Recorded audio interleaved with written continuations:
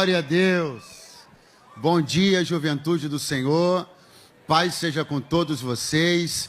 Quem está feliz essa manhã de bênção, essa manhã, que prazer, que honra, que alegria estar aqui com vocês hoje e ver essa festa tão bonita que está acontecendo aqui para o louvor da glória de Deus. Tudo tão caprichado, tão organizado e um clima tão profético, tão espiritual, de adoração, de fé, de entrega.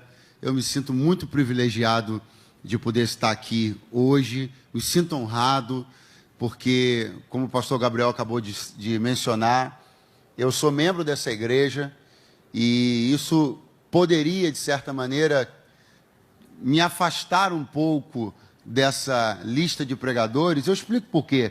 Porque eu já prego aqui com uma frequência enorme, isso já é um gesto de muita honra e gentileza da nossa liderança, do pastor Silas. Então, faria até muito sentido que talvez vocês priorizassem ouvir outras pessoas, outros pregadores, outros pastores do Brasil, do mundo, que gostariam demais de estar aqui.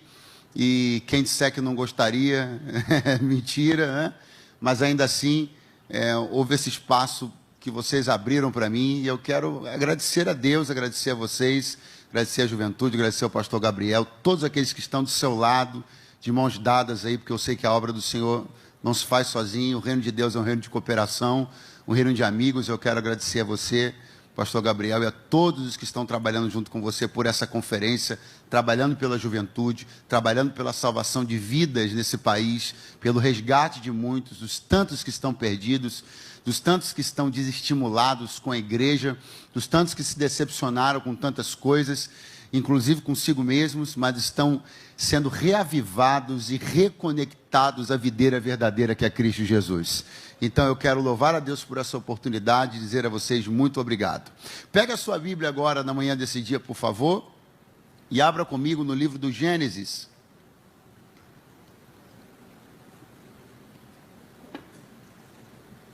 Capítulo de número 37.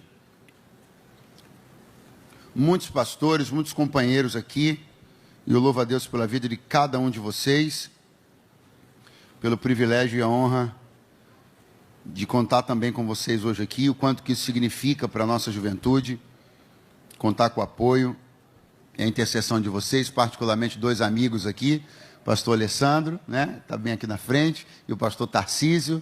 O pastor Alessandro dirige ali Cabo Sul, Cabo Sul deveria ter sido citado realmente separadamente, porque é a capital secreta do mundo, as pessoas só não sabem disso, né? E o pastor Tarcísio, que dirige ali a Devec Copacabana, que a gente teve junto ali na última quarta-feira, e é um amigo querido. Deus seja louvado. Capítulo 37, versículo de número 2. Embora eu tenha tido essa abertura aí do culto e até 3 horas, mas vocês ficam aí em paz, que eu vou ter que sair, tá? Mas falando muito sério, eu sei que nós estamos numa conferência de etapas, né? Ontem à noite, hoje pela manhã, hoje à tarde. Então eu quero medir o tempo de forma a considerar isso, considerar que muitos estão vindo de viagem, né? E etc. Mas nesse tempo que nós vamos usar, eu queria poder contar não com parte da sua atenção, mas com toda a sua atenção, para nós construirmos juntos algo no Senhor hoje aqui e sermos abençoados pela sua palavra. Posso contar com você? Diga amém. Versículo de número 2. Nós vamos ler só esse versículo, depois você pode manter a Bíblia aberta se você quiser. Estas são as gerações de Jacó. Sendo José de 17 anos, apacentava as ovelhas com seus irmãos. Sendo ainda jovem, andava com os filhos de Bila, com os filhos de Zilpa, mulheres de seu pai, e José trazia más notícias deles a seu pai. Quantos podem dizer amém?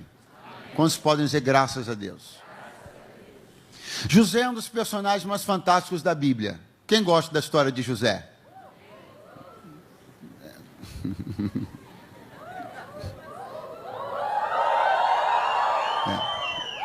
Então a história de José é uma história maravilhosa, uma história fantástica, uma história incrível. E se a gente for relembrar que estamos no ano de romper, e se formos relembrar que também o tema dessa conferência está ligado a romper, aí fica ainda mais fácil encaixar José na manhã desse sábado aqui. José, para romper, eu acho que pouca gente teve tanta resiliência, tanta força, tanta capacidade de superação. Seu pai, falando sobre ele, depois, muito tempo depois de tudo que aconteceu na vida dele, de difícil, de ruim, seu pai falando sobre ele, poeticamente e até profeticamente, disse assim: os flecheiros lhe deram amargura. De fato, a vida de José foi muito assim, alvejada. A vida de José foi muito assim, golpeada. Ainda falando sobre o seu filho, o pai Jacó diz uma outra coisa muito interessante, diz assim: José é um ramo frutífero. Um ramo frutífero que se estende por cima dos muros. O que Jacó estava falando é que José, desde muito cedo, apresentou a capacidade de ser uma pessoa produtiva e frutífera, mas um muro se ergueu na frente dele. Diz respeito àquilo que nós temos a capacidade de começar a indicar, sinalizar como potencial, capacidade criativa. Mas quantos de nós aqui, quando estávamos tão empolgados para começar a frutificar, ou com nossos primeiros frutos, percebemos um muro se erguendo na nossa frente? E aí o que faz numa hora dessa? Jacó falou o que José fez. Ele ergueu o seu ramo por cima do muro e saiu do outro lado. Talvez você ainda não esteja percebendo, ou talvez ainda esteja desenvolvendo uma visão um pouco romantizada a respeito da vida na fé ou da vida no Evangelho.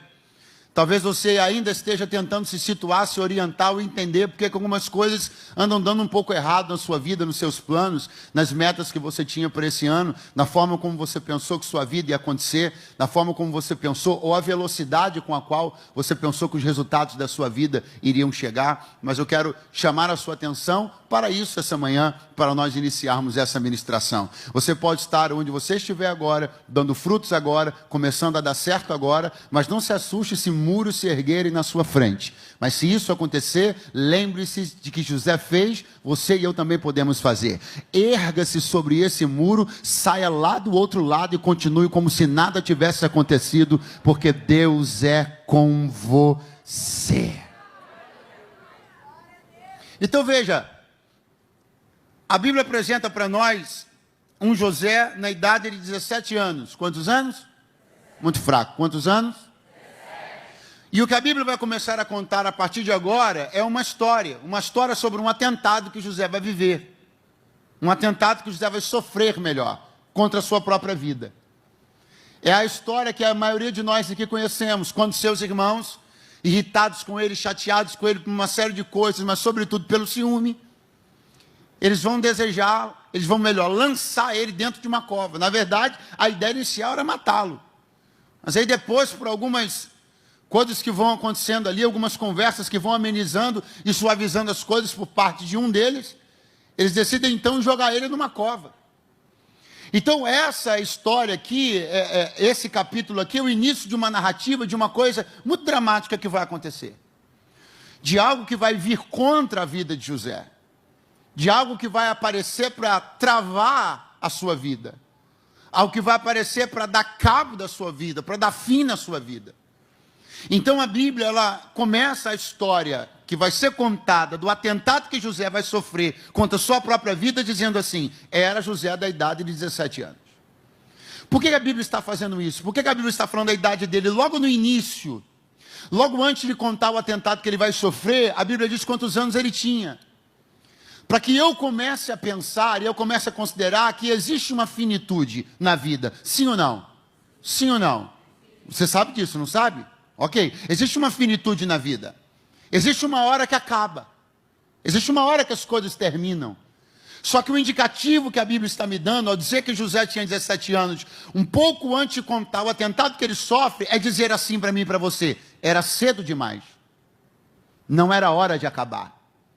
Não deveria acabar. E por isso não acabou. O que a Bíblia está chamando-nos é para um ambiente onde a gente perceba que essa tentativa contra a vida de José teria sido uma tentativa dramática, sofrida, lamentável, se ocorrida em qualquer tempo da vida, mas sobretudo ocorrida nesse tempo da vida, onde era hora de começar e não de terminar. Eu vim de Deus aqui liberar uma palavra para o seu coração.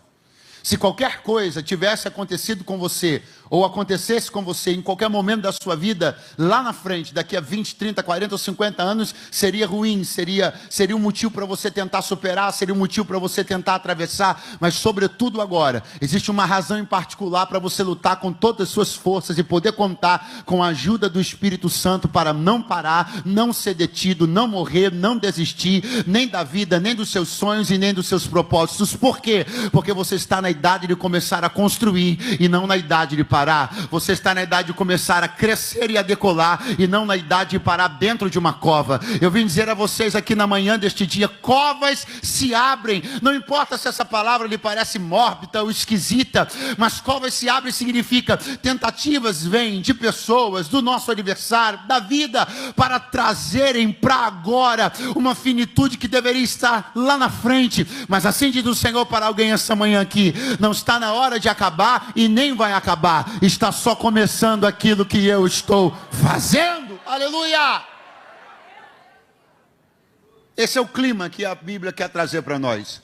É cedo demais para acabar. Por favor, diga para umas 3 pessoas, é cedo demais para acabar. O que José andava fazendo, segundo as Escrituras? Muita atenção. Está escrito na parte C, José trazia más notícias deles a seu pai. Cara, isso aqui é incrível. Repete comigo, más notícias. Muito fraco, repita comigo, más notícias. Quem aqui vive o Evangelho? Quem prega o Evangelho? Quem aceitou o Evangelho? E o que é o Evangelho? Boas notícias. E o que José levava dos seus irmãos para o seu pai? Más notícias. José, infelizmente, precisava levar para o seu pai a antítese do que é a ideia do Evangelho, porque os irmãos dele não viviam o Evangelho. E como os irmãos dele não viviam o Evangelho, José não podia levar boas notícias para o seu pai, ele tinha que levar mais notícias. Diz respeito a uma carga, diz respeito a um tipo de responsabilidade que devia pesar bastante num garoto de 17 anos. Ter que levar isso, ter que observar isso, ter que reprovar comportamentos, atenção. Tem que olhar para pessoas que deveriam adotar um comportamento melhor do que o dele, e ele tem que apontar aquele comportamento e dizer para o pai, pai, os caras estão fazendo besteira na rua. Só que José não vai se omitir dessa responsabilidade, porque o fato é que ele está entendendo que ele tem um compromisso com Deus, ele tem um compromisso com o pai, e ele não vai temer adotar uma postura crítica. Se é ruim, ele vai dizer que é ruim. Se não está bom, ele vai dizer que não está bom. Se aquilo não é evangelho, então não é evangelho. Se não tem doutrina, então não tem doutrina. Ele não está temendo cortar na própria carne. Eu quero dizer a vocês que estão reunidos hoje aqui, é fato que nós estamos vivendo dias muito difíceis. Pergunte por quê? Pergunte por quê? Porque talvez dentre os nossos, e eu não me refiro aos nossos que estão aqui, aos nossos que supostamente levam o rótulo de crentes, aos nossos que supostamente chamamos ou querem ser chamados de irmãos, o que estamos observando sobre eles e sobre o seu comportamento não é aquilo que aprendemos nem escutamos, não é o Evangelho, não são boas notícias, são más notícias. São más notícias porque não vem arrependimento. São más notícias porque a gente vê alguém pousando numa foto num dia e a gente vê, converteu, pô, o cara converteu, que legal, fulano de tal, olha, ele é assim, e ele é, poxa, que legal, glória a Deus, Deus está trabalhando, está alcançando fulano, alcançando Beltrano. Aí daqui a pouco a gente olha e fala, puxa, mas caramba, olha a música que ele gravou, caramba, olha o tanto de besteira que ele está falando, puxa, olha o tanto de coisa que está acontecendo. Não são boas notícias, são más notícias. E a gente precisa começar a ter maturidade para lidar com isso. Porque se essas más notícias, se esses maus exemplos, se esses maus testemunhos de gente que se batiza num dia e no outro dia não está imerso na água, está imerso em outro tipo de coisa clarinha, de líquido clarinho e translúcido. Se a gente se deixar abater por essas más notícias, Nós vamos ser só mais um. Mas Deus não nos chamou para ser mais um daqueles que estão gerando más notícias. Deus nos chamou para ser daqueles que estão gerando boas e grandes notícias. Quem pode dizer amém esta manhã? Esse era José, esse era o seu desafio, essas eram suas dificuldades. E esse que então, de repente, ele vai começar a sofrer essa que será uma tentativa de pôr tudo a perder. De pôr um ponto final em algo que Deus estava construindo. E ele vai precisar e vai conseguir vencer uma cova. Eu disse uma. Quando eu me lembro, ou quando eu paro para pensar a respeito disso, de vencer uma cova, eu lembro-me de um outro personagem da Bíblia que passou por uma experiência muito parecida e que precisou também vencer uma cova. Alguém pode dizer qual é o nome dele? Como? Qual é o nome dele? O nome que orgulhosamente meu primo está aqui na frente ostenta, Daniel. Daniel, exemplo de José, também teve que vencer uma cova. E o que é interessante é que não só o mesmo impedimento, não só a mesma dificuldade é comum na vida dos dois, tem mais coisas em comum. Ambos, José e Daniel, foram jovens proeminentes que foram parar a contragosto numa nação estrangeira. José foi parar no Egito, Daniel foi parar na Babilônia.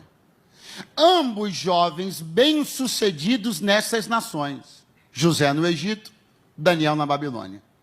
Ambos encontraram, ambos acharam, ambos lograram sucesso e êxito político, tecnológico, científico. Ambos conseguiram encontrar e chegar em grandiosas posições políticas. José, segundo homem da nação mais poderosa do mundo à época, o Egito. Daniel, o presidente dos governadores, o chefe dos governadores, segundo, terceiro grande mandatário da Babilônia. Ambos, portanto, tiveram suas vidas conectadas a esse mistério, conectadas a essa vitória, conectadas a esse desafio. Qual? Romper com as covas que a vida abriu no seu caminho. Mas é importante compreender que ambas as covas se abriram para esses dois personagens em tempos e por razões um pouco diferentes. Quem me ouve, diga amém. Uma cova se abriu para José. Por quê? Porque ele sonhava. Não é isso que está na Bíblia? Não é isso que tanto aborrecia seus irmãos? Sim ou não? Uma cova se abriu para José porque ele sonhava. Uma cova se abriu para Daniel porque ele orava. Porque não raramente sonho e oração andam de mãos dadas.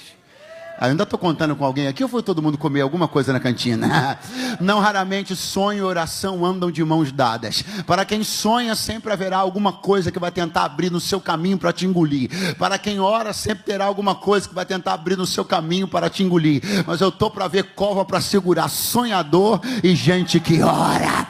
Chacoalhe alguém que está do teu lado essa manhã e diga: essa combinação não tem cova que resista. Gente que ora e gente que sonha e gente que ora. Eu não vim só falar a quem ora, vim falar a quem sonha, mas não vim só falar a quem sonha, eu vim falar a quem ora. Essa é a combinação que não tem cova que segure o crente que sonha e o crente que ora. Aleluia! Agora, é interessante também perceber o tempo em que essas covas se manifestam na vida de cada um deles. José tinha 17 anos, e ao contrário do que a gente pensa, Daniel não era jovem quando lançaram ele na cova. Ele devia ter uns 60 anos de idade. É porque a gente fica com a imagem fixa do Daniel, que se nega a comer os manjares, o Daniel jovem, um amigo de Sadraque, Mesaque e Abednego, e a gente pensa que Daniel foi um Peter Pan, né? Mas não, ele ficou velho também. E Daniel foi lançado na cova dos leões quando tinha aproximadamente 60 anos de idade. Eu quero que você compreenda que para José havia um futuro a ser construído. Para Daniel havia algo já construído. José era uma promessa, Daniel era uma realidade. Ambos são alvo. José tinha promessas que estavam em construção. Daniel tinha promessas das quais ele já estava usufruindo. Alguém que está dizendo, não sou ninguém, por quê? Porque só tem uma promessa. Como é que você ousa colocar a palavra só na frente de promessa? Não, você foi embora, mas eu vou te dar outra chance. Alguém está dizendo, o inimigo pastor, sabe que essa mensagem não é para mim não, eu devia ter vindo à tarde, eu devia ter vindo à noite, essa não tem nada a ver com isso, eu não sou ameaça para ninguém, minha vida é irrelevante, ninguém sabe nem quem eu sou só tenho uma promessa. Eu vou repetir, como é que você ousa usar a palavra só antes da palavra promessa? Você não pode apequenar uma promessa, apoucar uma promessa, diminuir uma promessa, minimizar uma promessa. Se você tem uma promessa, você tem tudo o que você precisa. Covas vão se abrir, tentativas vão surgir, mas quem tem uma promessa de Deus vai romper.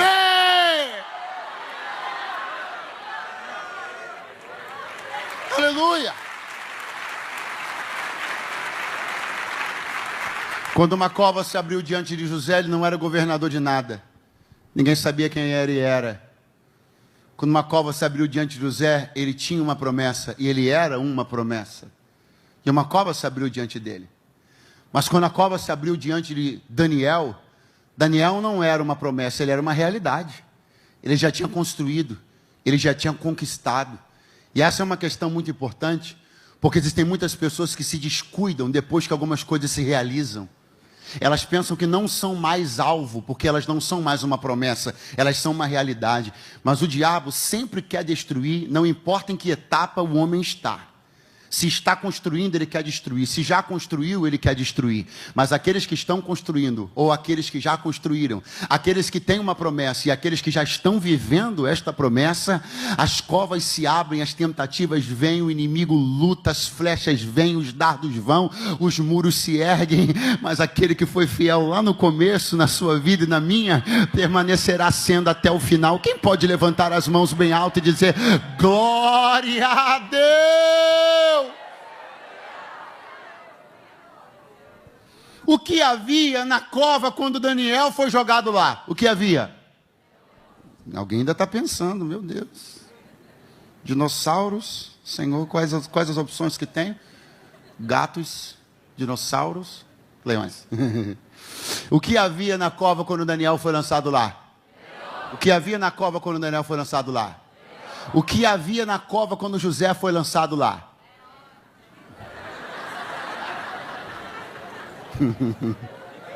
Essa irmã não tomou café da manhã, a glicose baixou, ela deu uma desorientada.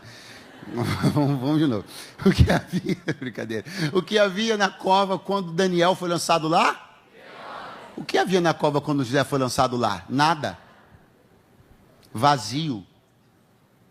Qual era o grande inimigo que Daniel tinha que vencer dentro da cova?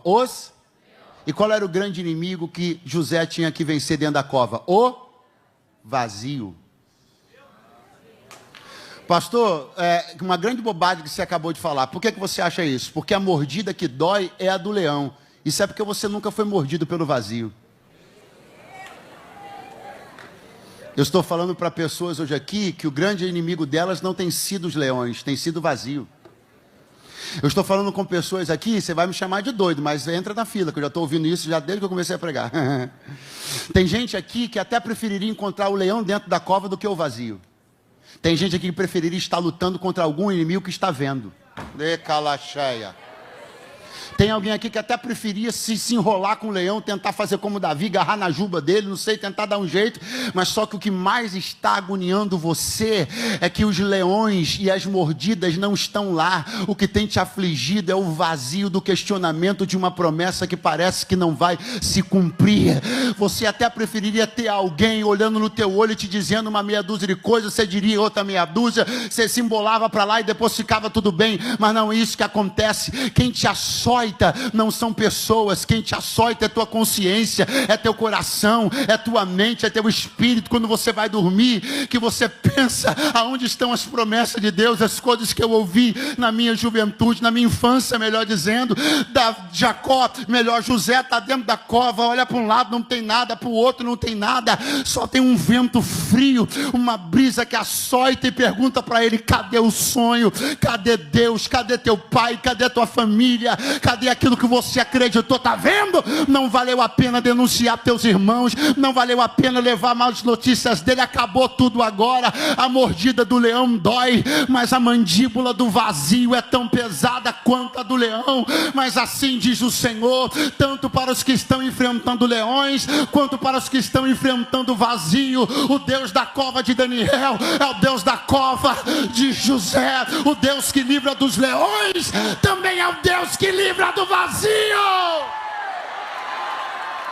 Oh, aleluia!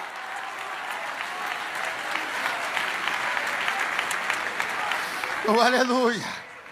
Ele me trouxe hoje aqui para dizer para alguém: podem não estar, os leões podem não estar circulando a tua cama à noite. Os leões podem não estar esperando você no café da manhã. Os leões podem não estar rugindo e fazendo barulho contra você. Mas o silêncio atormentador e ensurdecedor do vazio é o que mais tem te perturbado, é o que mais tem abalado a tua fé, é o que mais tem feito você questionar princípios, fundamentos e valores que você carrega na tua vida desde a tua infância. Mas está tudo tão vazio agora, tudo tão desesperançoso agora, tudo tão difícil de acreditar agora, que essa mordida te machuca. E alguém diz assim: isso é bobagem sua. Alguém diz assim: desafio mesmo teve Daniel. Alguém diz assim, diz para você: para de besteira, se levanta e vai em frente, não tem leão nenhum te atormentando. Eles não sabem, não conhecem o quanto é dolorosa a mordida do vazio. É por isso que Deus me trouxe hoje aqui, não para me colocar em posição superior nenhuma, muito pelo contrário, mas para dizer para você: o céu entende, o Espírito entende, o teu Cristo entende. Quem está mandando eu dizer para você isso é aquele cujos discípulos ficaram dormindo e teve que ficar sozinho em oração, em agonia no jardim do Getsemane.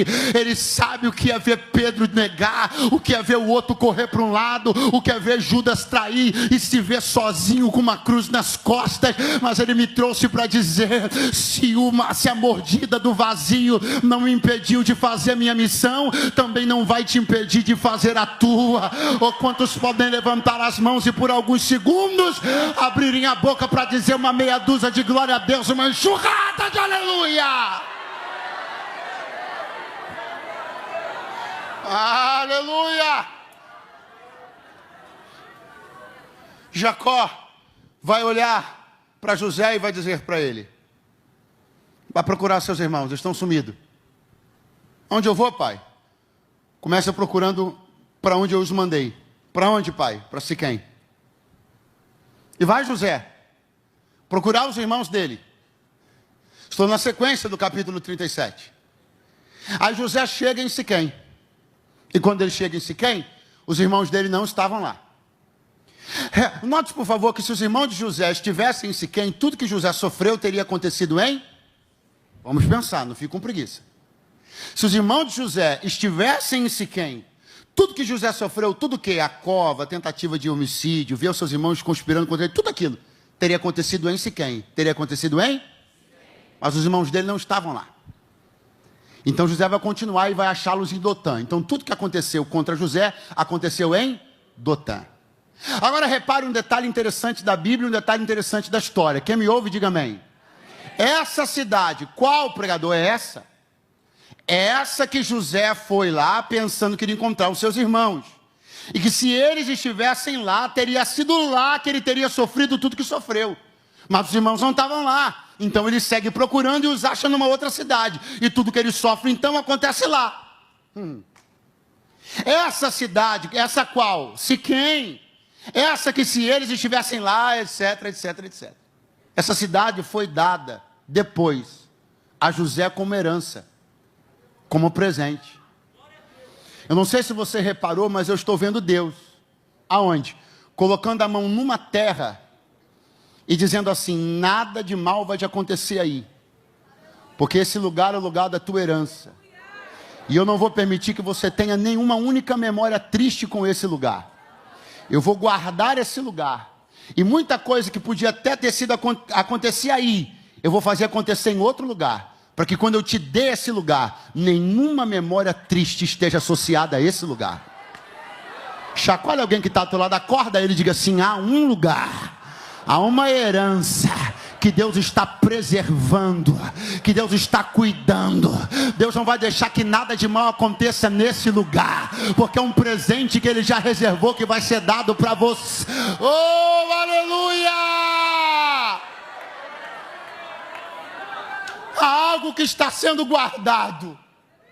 Há algo onde memórias tristes não vão acontecer lá. Há algo onde fatos tenebrosos não vão acontecer lá. Um lugar que não será sede nem de sangue, nem de dor, nem de conspiração e nem de mal algum. Um lugar que Deus colocou a mão e disse: não, esse é o presente de José. Ninguém toca nesse lugar. Oh, glória. José vai seguir então e vai achar os seus irmãos em Dotã. Dotã, que significa 2 poços. Só que a despeito de em Dotã haverem 2 poços, não é em nenhum deles que José será lançado, e sim numa cova, e não nos poços. Porque os poços naturalmente estariam com água, José morreria. Mas a cova estava vazia, José sobreviveu. Agora compreenda, porque diz a Bíblia, e eu já não demoro. Diz a Bíblia que vem José. E os irmãos dele de longe olharam e disseram assim: ih, aí. Lá vem o chatonildo. Lá vem ele, o sonhador mor. Lá vem ele. Lá vem ele. E aí é que a Bíblia diz uma coisa que me deixa assim muito preocupado. A Bíblia diz: e conspiraram. A Bíblia diz que conspiraram para tirar a sua vida. Eu de repente então estou vendo os irmãos de José numa ação coordenada, numa ação que não pode ser uma ação solo, não pode ser uma ação individual. Como não, pastor? Não pode. A palavra conspiração não pode estar ligada a uma pessoa só não conspira. Se você escreveu isso alguma vez, errou. Se pensou desse jeito, errou. Conspiração é sempre um ato que precisa partir de mais de uma pessoa. Porque conspirar significa respirar junto. Então você tem que estar junto de mais, pelo menos uma pessoa, e ambos respirarem junto em prol de um objetivo ruim.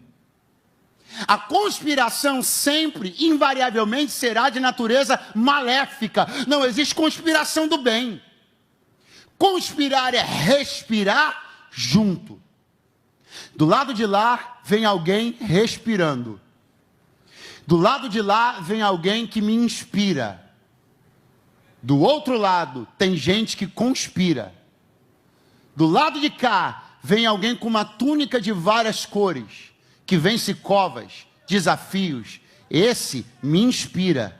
Mas do lado de lá, um bando de ressentidos que só sabem conspirar. Quem você acha que agrada a Deus? Quem você acha que vive? Quem você acha que padece? Quem você acha que alegra o espírito? Quem você acha que entristece o espírito? Deus me trouxe hoje para te fazer uma pergunta: de que lado você está? Do lado dos que inspiram ou do lado dos que conspiram? A meta que cada crente em Jesus precisa assumir e adotar é essa: eu sou um inspirador de pessoas.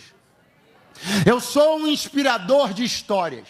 Assuma o desafio de inspirar pessoas que passam pelo teu caminho.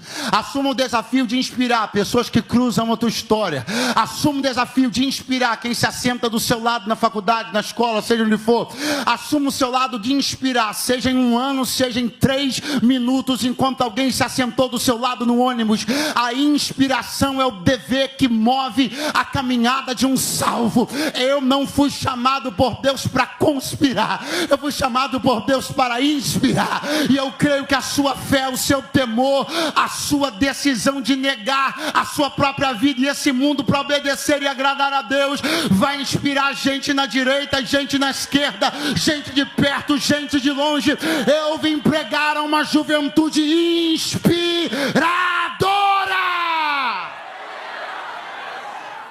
Chacoalha alguém que está do seu lado. Vai, chacoalha ele, dá uma acordada nele e diga: nós somos os que inspiram. Nós não somos os que conspiram. conspiram.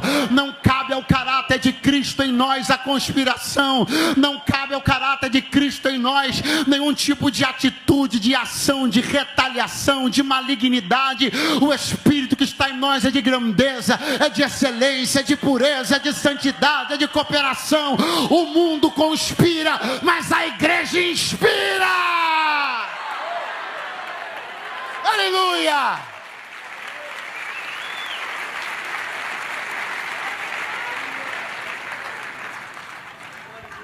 Quando ele se aproxima de seus irmãos, a ideia é: vamos matá-lo. Mas alguém tem uma ideia: Rubem, não vamos matá-lo. Cara, ele é chato a beça. É nosso irmão. Os sonhos dele são meio irritantes. Mas ele é nosso irmão. Vamos lançá-lo numa cova. Diz a Bíblia que Rubem tinha a intenção de convencer seus irmãos a lançá-lo na cova, porque a ideia dele era que logo depois ele mesmo fosse lá e salvasse José da cova. É isso que está escrito da Bíblia. Só que quando José é lançado na cova, Rubem sumiu. Ele sumiu. Eu não sei onde ele estava, não me pergunte, eu não sei. Ninguém sabe. Mas ele voltou. Mas quando ele voltou, José já tinha sido vendido para a caravana de ismaelitas. Pastor, o que o senhor quer dizer? Que aquele que sabe fazer o bem não faz, peca. Que quando você tiver uma boa ideia para salvar a vida de alguém, faça logo, porque depois pode não dar mais tempo. Quando Deus te inspirar para ser gentil com alguém, seja, porque talvez a sua gentileza precise ser encaixada naquele momento da vida de alguém. Talvez se você tiver um ato gentil com alguém, uma hora depois ou um dia depois, sua gentileza não vai ter mais o peso que ele precisava. Quando Deus te disser, abraça, vai lá e abraça. Porque se você abraçar 24 horas depois, o abraço não vai encaixar na vida daquela pessoa, na mesma condição da que ela estava no dia anterior. Então quando Deus te inspirar para fazer uma coisa, faça, porque você não sabe se você for lá, quando você voltar, se ainda vai dar tempo. Eles vão pegar José, vão lançar José dentro da cova. E aí é que diz a Bíblia, de repente, eu já fechei a Bíblia, eu estou encerrando, que vem uma caravana de ismaelitas. Redobre a sua atenção. Quem ainda está aí, diga amém. Vem uma caravana de ismaelitas. E o que vai acontecer? Vai acontecer que José vai ser vendido para essa caravana. Agora, é curioso entender e observar que a caravana de ismaelitas não era de traficante de pessoas. Eles não tinham por comércio gente. Eles comerciavam outra coisa. Comercializavam, melhor, outra coisa. E a Bíblia diz o quê? A Bíblia diz que eles vinham de Gileade. Gileade era uma terra famosa pela produção de óleos e especiarias. Então perceba, essa caravana não vivia de vender gente. Essa caravana vivia de trabalhar com óleo. Só que pela influência nefasta dos irmãos de José, eles mudaram o negócio deles. Deixaram de trabalhar com perfume e passaram a vender gente. Você consegue compreender o peso de uma influência? Tem gente que troca até de negócio e passa a ser vendedor de gente porque foi mal influenciado. Quem ainda está por aí? Diga alguma coisa. A sua influência tem que ter a capacidade de, quando você se aproxima de uma pessoa, os maus negócios que ela faz, ela abandona e passa a fazer negócios lícitos. Deus está dizendo para mim e para você, eu estou procurando uma geração que se aproxime de quem tem o caminho da ilegalidade, e depois da sua aproximação ele começa a ter o caminho da justiça. A pergunta é, depois que você cola com alguém, o que acontece? Ele fica melhor ou ele fica pior? Ele fica mais crente ou ele fica meio atribulado, hein? Ele para de namorar 10 e começa a orar para namorar uma e casar, ou ele larga uma que tem e arruma 10? Deus me trouxe para dizer, quando alguém cola do teu lado, esse alguém fica melhor ou fica pior? Como as pessoas se sentem? À vontade para fazer todo tipo de coisa perto de você, ou constrangidas para fazer algumas coisas perto de você? Não vai embora não, se levantar agora vai ficar chato. Elas se sentem muita vontade para falar todo tipo de palavra torpe, para contar todo tipo de piada. Elas se sentem muito à vontade para falar qualquer coisa e fazer qualquer tipo de coisa perto de você? Ou ainda nós estamos falando a crentes que que constrói um testemunho a ponto de que alguém se constranja. Ah, não, o grupo de estudo vai ser na casa do fulano, e o fulano é crente. E não vai ser na casa, mas o Beltrano é crente. A confraternização de fim de ano vai ser na casa da fulana, mas a fulana é crente. Esse tipo de coisa que você está aí me olhando e dizendo, que coisa antiquada, hein? Não. Testemunho nunca se tornará antiquado. Santidade nunca será antiquada. Influência nunca se tornará antiquada. Deus me trouxe para dizer, quem cola com você fica melhor ou fica pior? A pergunta é essa.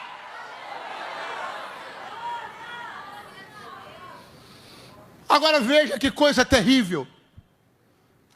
Eu disse para você que a caravana que vai comprar José era uma caravana de ismaelitas. Ismaelitas. Não ficou difícil de você concluir de quem eles descendem. De quem eles descendem? Ismael. E José descende de quem? Isaac. Sim ou não? Abraão, Isaac, Jacó, José. De quem aquela caravana descende? Ismael. De quem José descende? Isaac. Sim ou não? O que o apóstolo Paulo, numa das alegorias mais profundas sobre graça e lei, falou a respeito dos filhos de Ismael e dos filhos de Isaac? Dos filhos de Sara e dos filhos de Agar, melhor dizendo. Ele diz que os filhos de Agar são os filhos da serva. São aqueles que não nasceram para ser livres. Mas os filhos de Sara, os descendentes de Isaac, esses são os alcançados pela liberdade. Então tem uma coisa muito estranha acontecendo nesse texto, você não percebeu? Porque aquele que era para ser livre está sendo vendido e vai parar na mão daqueles que são os escravos. Então o escravo está dominando o livre. E Deus me trouxe hoje para dizer, isso só está escrito na Bíblia para eu e você olharmos e entendermos que esse é o tipo de coisa que não pode nunca acontecer. Mas está acontecendo, tá? E eu vim te lembrar, te apontar e lançar luz. Só você que não percebeu que o livre é você, mas você está comendo na mão do escravo. O livre é você, mas é o escravo que manda a mensagem, você... não vai embora, fique aí.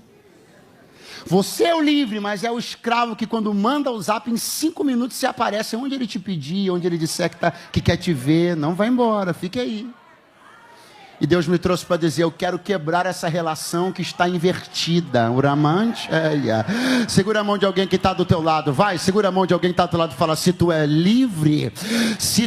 livre, não pode ser dominado por escravos. O mundo está na escravidão do pecado, você foi alcançado pela liberdade da graça. Então não é um mundo que comanda você, não é um mundo que influencia você, é você que influencia o mundo.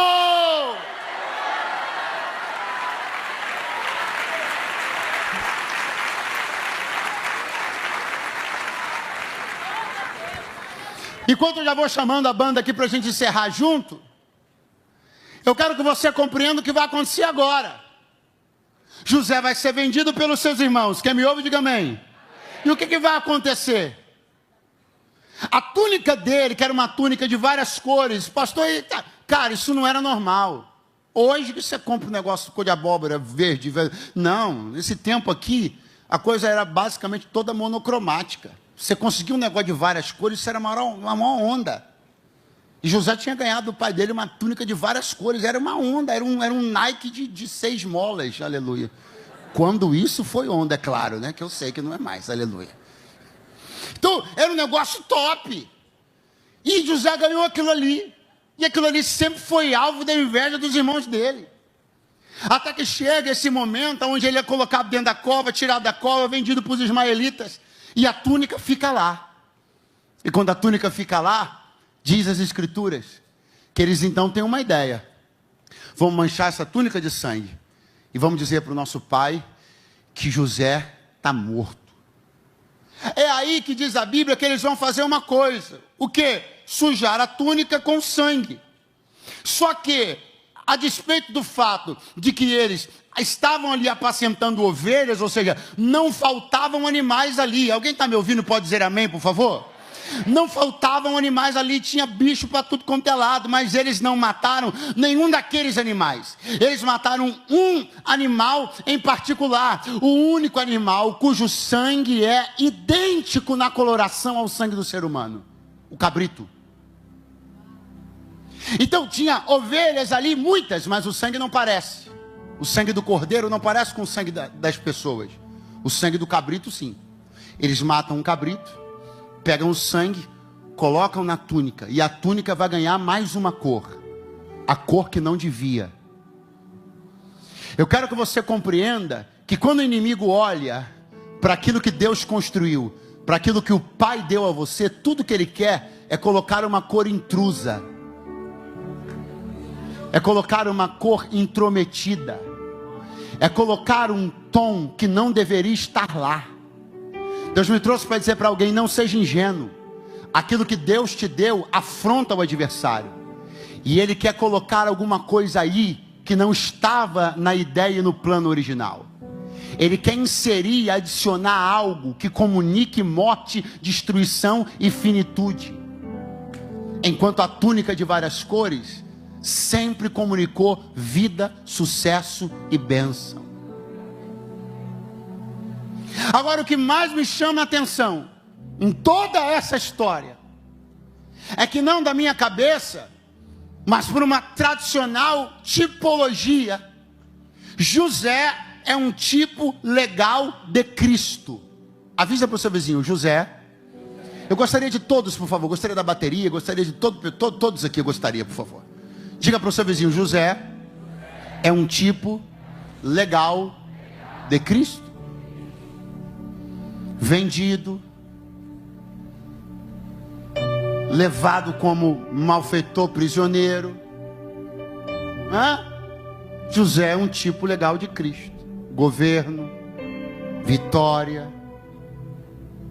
Quando eu olho para a história de Cristo, eu também vejo a história de uma túnica. Diz a Bíblia Sagrada que quando Jesus foi preso, uma das coisas que foram tiradas dele foi uma túnica. E uma túnica que também foi cobiçada, tal qual era a túnica de José. Tão cobiçada foi, que diz a Bíblia, que não rasgaram-na. Ela era tecida numa peça única, sem costura de alto a baixo.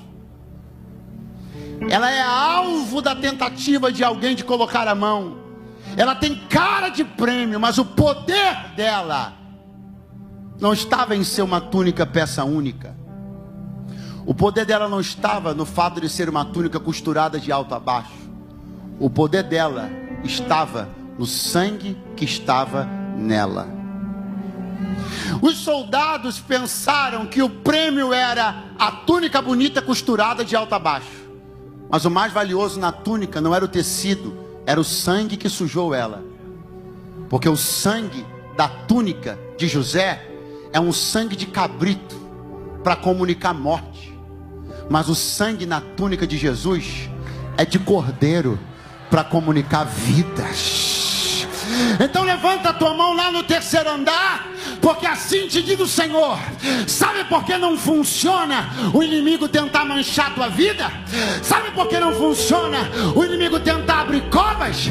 Sabe por que não funciona ele tentar desgraçar seu futuro? Porque ele pode tentar sujar, mas a túnica que te guarda é a túnica com o sangue do Cordeiro.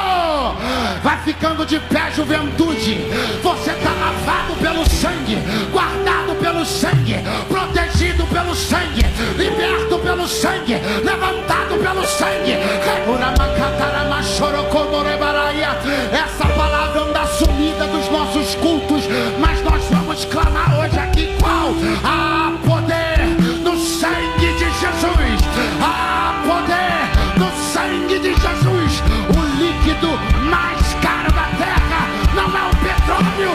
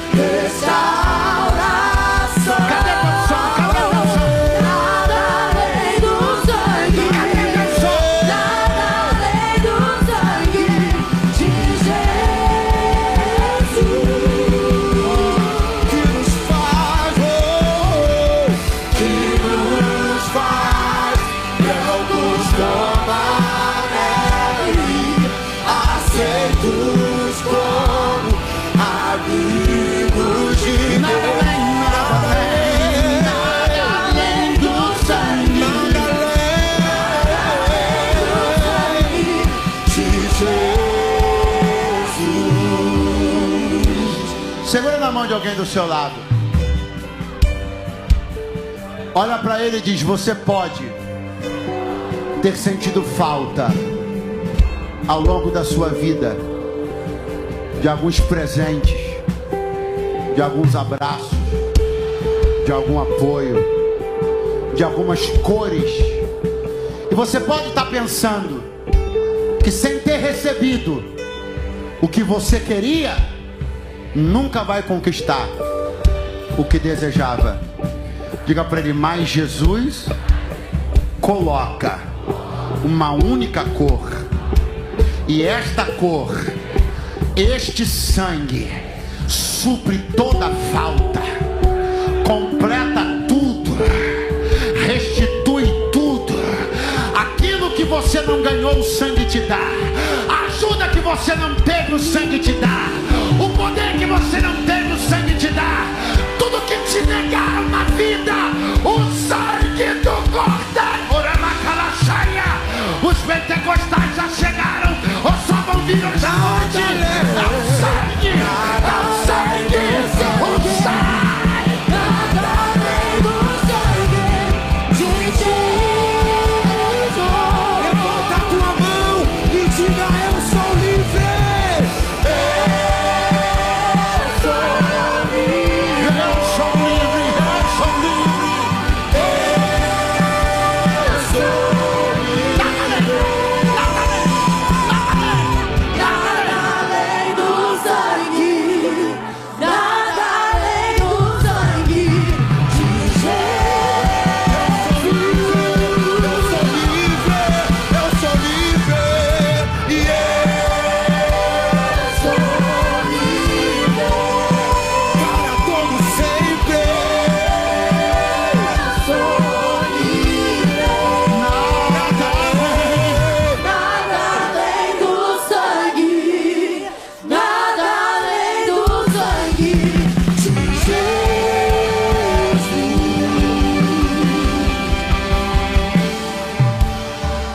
Pastor,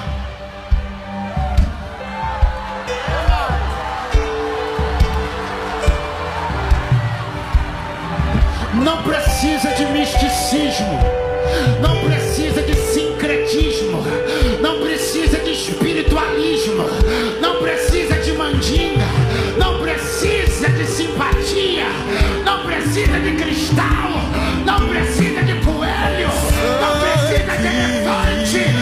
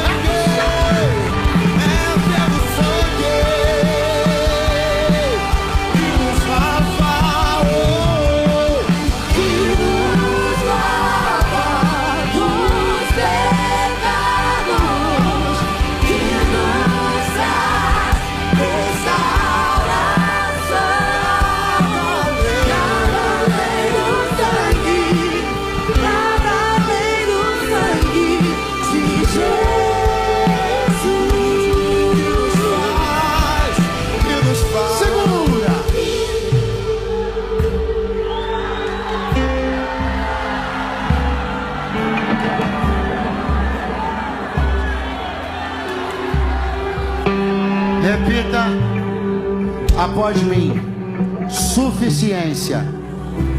Avisa para o seu vizinho: esse é o maior desafio da igreja pós-moderna. É o maior, Gabriel. O maior desafio da igreja pós-moderna chama-se suficiência. Qual é a grande investida do inimigo? Abalar o nosso sentido de suficiência. Pastor, melhora. Vou melhorar.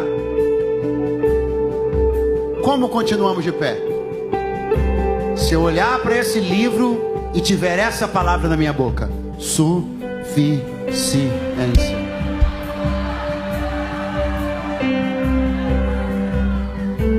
Como é que eu acredito na libertação de um pecador? Se eu olhar para o sangue de Jesus e tiver a palavra suficiência.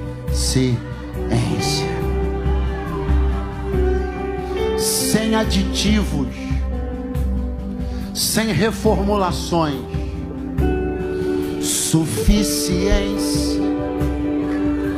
O sangue não é motor de carro, não é gasolina de carro que precisa de aditivo. O sangue é suficiente. O sangue de Jesus não é bebida láctea, que se passar do tempo não tem mais validade. O sangue derramado há 2000 anos atrás ainda tem poder, poder, poder, poder, poder, poder, poder, poder. Pastor, eu não acredito que ainda tem poder. Então recebe.